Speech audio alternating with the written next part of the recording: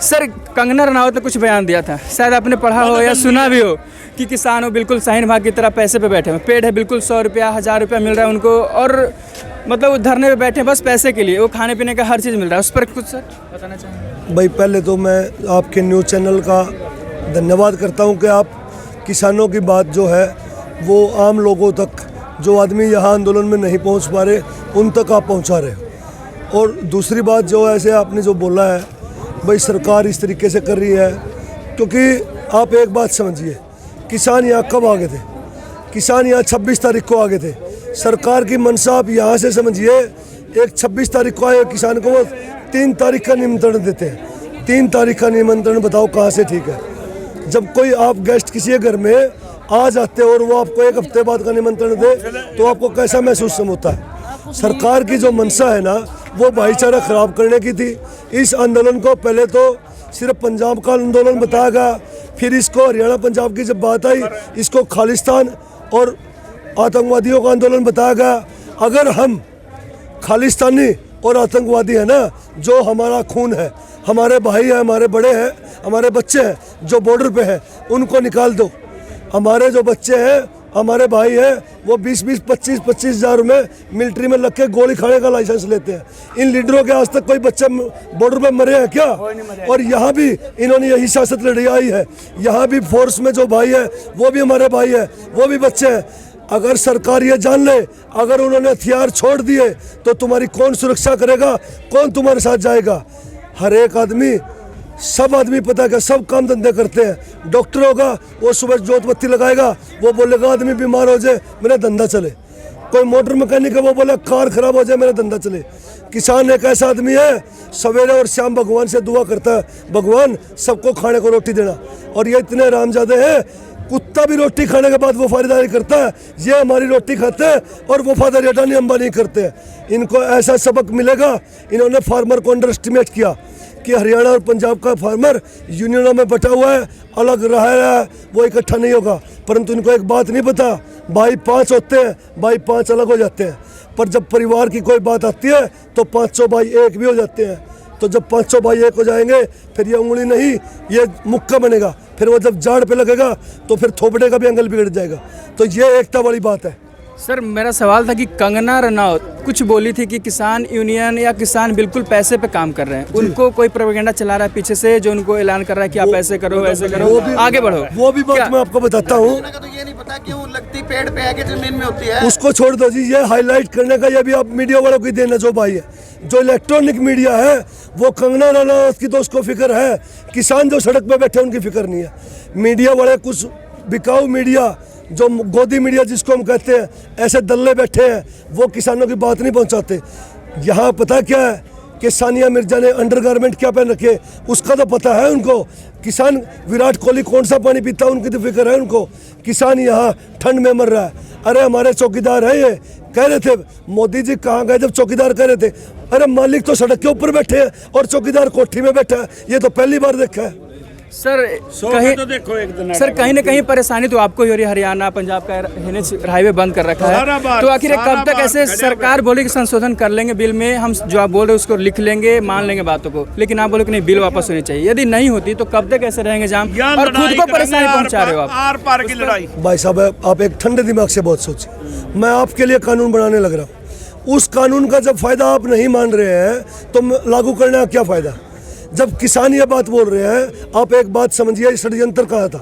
पूरे इंडिया की बात है, मैं फार्मर की बात करूंगा फिर मजदूरों की बताऊंगा आपको। पूरे इंडिया में सबसे अच्छा फार्मर का जो इनकम है वो पंजाब का है, 14,000 अप्रोक्सीमेटली है। 12,500 के आसपास हरियाणा का है और बिहार का जो है वो 3550 रुपये है। मोदी जी ये कह रहे हैं कि हम 3500 वाला मॉडल लागू करेंगे। अरे कोई मकान बनाता है, मैंने कोठी बना रखी है, एक भाई ने झुपड़ी बना रखी है। जो मकान पाड़ के नया मकान बनाता है वो झुपड़ी बनाएगा या कोठी बनाएगा? भाई मॉडल 14,000 वाला लागू करना चाहिए, 3500 रुपये वाला करना चाहिए। ये जो है सिस्टम है ना, जो मंडियों को ख़त्म करने के लिए था। हरियाणा पंजाब का किसान कभी बाहर गेहूं बेचने के लिए नहीं गया, धान बेचने के लिए नहीं गया। हमारे मजदूर कभी बाहर दिहाड़ी मजदूरी करने के लिए नहीं गए। यूपी से, बिहार से वो हमारे भाई अपने बच्चों को छोड़ के, अपने परिवारों को छोड़ के हमारे बीच में दिहाड़ी मजदूरी करने आते हैं। अगर वहाँ की भी मंडी मजबूत होती, अगर APMC एक्ट जो चौधरी छोटू राम जी ने लागू किया था, गांव में जो सड़कें बनती है, काम होते हैं, ये उस मंडी बोर्ड के दिन होते हैं। आज आपको एक ताज़ा उदाहरण बताता हूँ मैं, आलू इस महीने में कभी 5 रुपए से 7 रुपए से ऊपर नहीं गया। जो जमाखोरी का लाइसेंस इन्होंने दिया ना, अब की बार आलू 40 और 50 रुपए किलो है। हमारे पास रसद 6 महीने की तो हम लेके आए हैं, बीच में नहीं उठेंगे। कानून लचीला नहीं, ख़त्म करो इसको। लेकिन फिर भी सरकार तो अड़ी हुई अपनी बातों पे। सरकार अड़ी हुई तो हम भी अड़े हुए हैं। सरकार अड़ी हुई तो जब तक कोई डेट, कोई सीमा तय नहीं कर रखा आपने। सरकार ने कोई सीमा तय नहीं की। सरकार तो अब पता क्या, सरकार ने इस बात को मूछ का सवाल बना लिया। अगर सरकार, वो हमारे तो नुमाइंदे हैं, हमारे तो नौकर है, हमारे जो हम टैक्स भरते हैं उसकी तनख्वाह लेते हैं वो। अरे दुनिया तो कोरोना में मर रही थी और वो अपनी तनख्वाह बढ़ा रहे थे। पूरे देश में 2 ही आदमी एंटीऑक्सीडेंट हैं जिनके पास, उनको कोरोना कुछ नहीं बोलता, मोदी और अमित शाह। जहां वो जाते हैं कोरोना अपने आप खत्म हो जाता है। वो बिहार इलेक्शन में जाते तब कोरोना नहीं आता, यहाँ बड़ौदा इलेक्शन हुआ तब कोरोना नहीं आया, हैदराबाद हुआ तब कोरोना नहीं आया, और किसान इकट्ठे हुए तो कोरोना आ गया। सर कहीं ना कहीं तो ये बात आप ही लोगों ने निकाला कि कोरोना है या कोरोना की रेट बढ़ने लगे या कुछ भी सामने निकल कर आया, लेकिन सरकार ने एक बात साफ कर दी कि एमएसपी लागू करेंगे, आश्वस्त कर दिया आपको, या 4वीं मीटिंग में बता दिया था, शायद 9 को मीटिंग रखा, उसमें क्लियर हो जाए, वो लिखित देने को तैयार है उस पर, उसके बाद आप हट जाएंगे यहाँ से। जो लिखित की बात है, हम बैठे हैं शांतिपूर्वक ही तो बैठे हैं। किसानों का इतना बड़ा आंदोलन आज तक नहीं हुआ और सभी किसान भाई शांतिपूर्वक बैठे हैं। किसानों की धैर्य की परीक्षा ना ले सरकार। अगर ये सबर का बांध टूटेगा, बाखड़ा बांध में पानी बंद है, जब तक बंद है, जब टूटेगा तो देखो क्या होगा। किसान सबर का बांध बांधे हुए हैं, अगर किसान टूटेंगे तो फिर कोई काबू में नहीं आएगी बात। सरकार को समझना चाहिए, उनकी भावनाओं को समझना चाहिए। रात को जो आप भाई आके बैठते हैं, और जो आप कंगना रनौत की जो बात कर रहे थे, मैं इस बात के लिए इसलिए रोकी हुई थी, उस बात का मैं आपको बताऊँगा।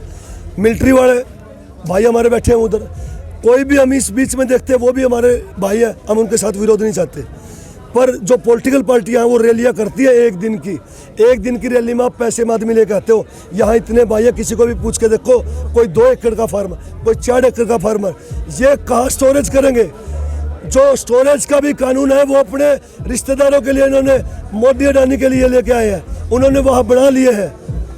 अंबानी ने अडानी ने गोदाम बना लिए है हमारा किसान को। एक सवाल आपसे, पार्टी राजनीतिक पार्टियां अखिलेश की हो या तेजस्वी यादव की, सब अपने तरफ से किसान आंदोलन चला रहे हैं, सब आपको सपोर्ट करने के लिए, क्या आपने उसको अपने स्टेज पे जगह दोगे साथ में रैली करने के लिए, धरना प्रदर्शन में? उस बात के लिए कोई भी पॉलिटिकल पार्टी वाला भाई आता है, अपने डंडे को और झंडे को घर छोड़ के आए, किसान बन के कोई हमारे बीच में था, कोई भी आए। और अब हमारी हरियाणा का जो हमारी बार एसोसिएशन है, हाई कोर्ट है चंडीगढ़, उन वकील भाइयों ने भी हमारा साथ दिया है। उन्होंने कहा जितने भी केस होंगे वो फ्री ऑफ कॉस्ट लड़ेंगे, और वो हमारे साथी है, हमारे साथ बैठे समर्थन में भाई आए हैं। और उन्होंने क्या किया है, बार एसोसिएशन ने सभी कार्रवाइयों का विरोध किया है और कोर्ट फ्री बैठे हैं। क्या कल आखिरी मीटिंग हो सकती है सरकार की तरफ से? एक छोटा सा सवाल, मतलब अंतिम बार होगा या फिर आखिरी मीटिंग में जाओगे, अगली मीटिंग में जाओगे, सरकार ऐसे मीटिंग देती रहेगी तारीख पे तारीख और आप मानते रहोगे? सरकार की अंतिम वाली बात सुनो, अगर सरकार हमारी बात मान ले, हम तो कल की बात भी ना देखे। सरकार अगर हमारी बात मान ले, हम कल भी किस लिए बैठना है? सरकार आपकी बात माने तो फायदा है। अब आप समझिए, आज की आगे की जो बात है, सरकारी खरीद से सरकार हाथ खींचना चाहती है। हमारे से 2000 रुपये क्विंटल गेहूँ लेके कल वो बिजनेसमैन अगर 5000 रुपये क्विंटल गेहूँ बेचेंगे तो कौन मना कर सकता है? कोई मना थोड़ी कर सकता है।